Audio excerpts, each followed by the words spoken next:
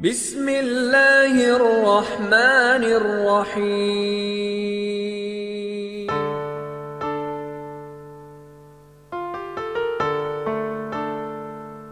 Assalamualaikum warahmatullahi wabarakatuh. Bismillahirrahmanirrahim. Alhamdulillahi rabbil alamin.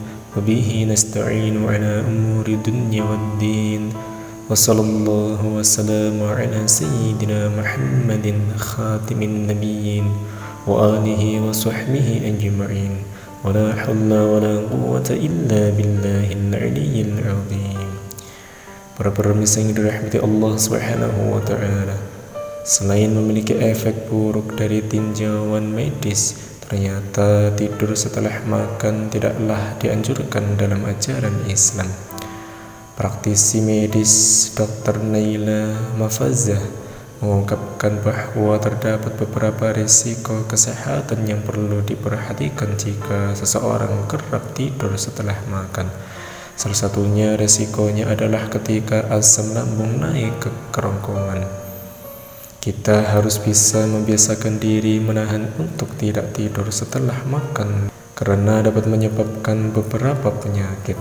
Salah satu penyebabnya adalah katup yang menutup asam lambung di antara lambung dan esofagus tidak berfungsi secara sempurna, sehingga asam lambung dan makanan naik lagi ke esofagus. Makanya pada pasien dengan diagnosa seperti ini akan mengeluhkan dada terasa panas.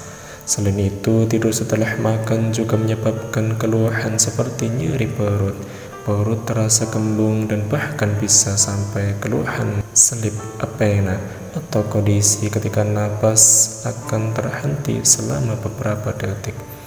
Menurut medis, jeda waktu yang dianjurkan sebelum tidur setelah makan adalah minimal 3 jam untuk menghindari keluhan seperti nyeri perut, perut kembung, dan sleep apnea. Sementara itu, menurut fikih mazhab Syafi'i, tidur setelah makan termasuk dalam kategori makruh karena adanya larangan dari Rasulullah SAW.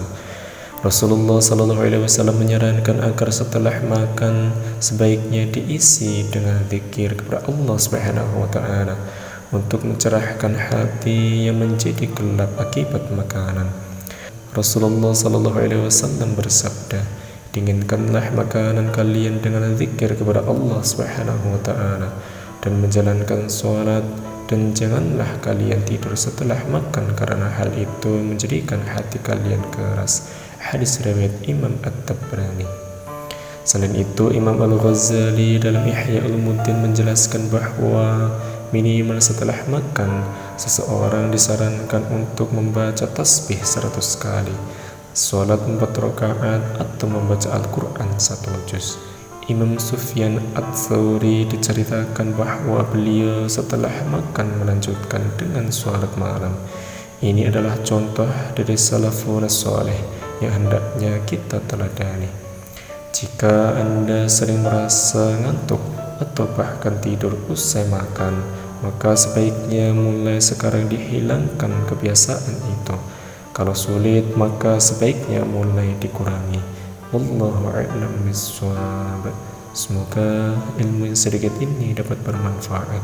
Amin amin ya rabbal alamin. Wassalamualaikum warahmatullahi wabarakatuh.